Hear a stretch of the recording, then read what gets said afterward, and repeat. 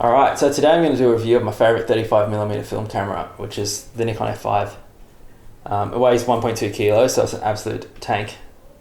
It takes 8 AAA batteries, so it costs a lot to run, but it's a beast. So they call it the camera from the future because it really was. It's so advanced for when it's from. It's got a really quick autofocus and a nice bright viewfinder. It was developed in 1996, I think, for the Atlanta Olympic Games, so it's quite old, but still looks great. It's got 3D color matrix metering, so it's excellent for slide photography. So I've taken a few shots already on this channel, as you guys probably remember. So the shots from when Brett and I shot Velvia 50. So shots of this Volkswagen Beetle, for example, just really late in the afternoon and really low light, turned out really well. The other great thing about this camera is it's got a self-adjusting shutter, so the shutter speed's always correct.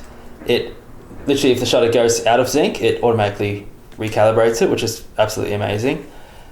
This camera also shoots at 8 frames a second, which is literally like equivalent to a 2010 mid-range or even high-level DSLR. So really quite advanced. The other thing it's got is a removable prism to shoot at waist level, so you can actually get a waist level adapter for it, which not really needed for most people, but it's cool that you can do that.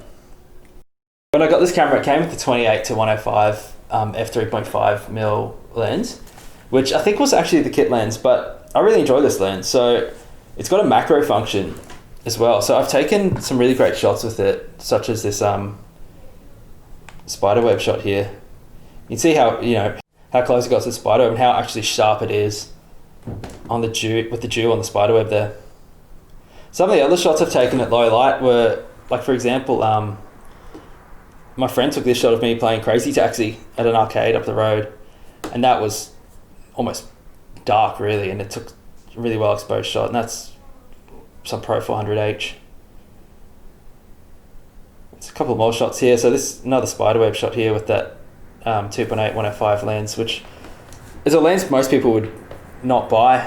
It's a cheap lens that I'd really recommend getting. So if you find a cheap body of an F5 and you need a lens, I'd either get the nifty 50, this 50mm here, or 28mm to 105 f3.5.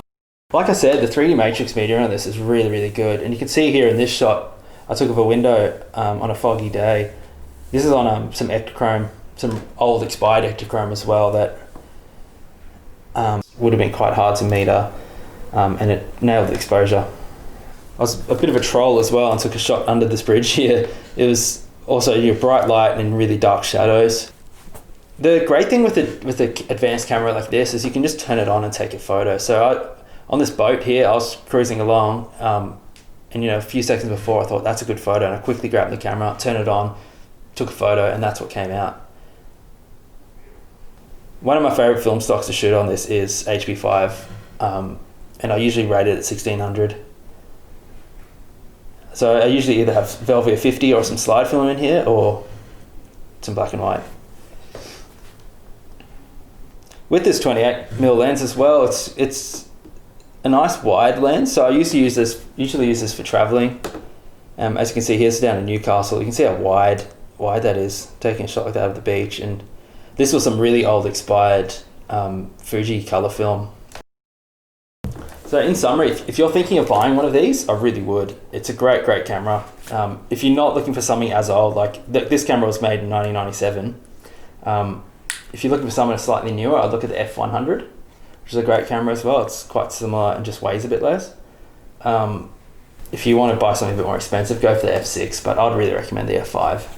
It's a great camera. I got mine for about $300 with about $100 worth of film and that 28 to 105mm lens. And I've had it for a few years now. It's an absolute workhorse. It just keeps on going. I love it. Oh, if you guys have an F5, let us know what you think of it. If you have any questions, just ask below. If you like the video, give it a thumbs up. If not, give it a thumbs down. No, give it a thumbs up, or let us know where I can improve. Hit subscribe if you want to see similar videos, because we've got a few more coming up with Brett and I. Thanks, I'll see you guys soon.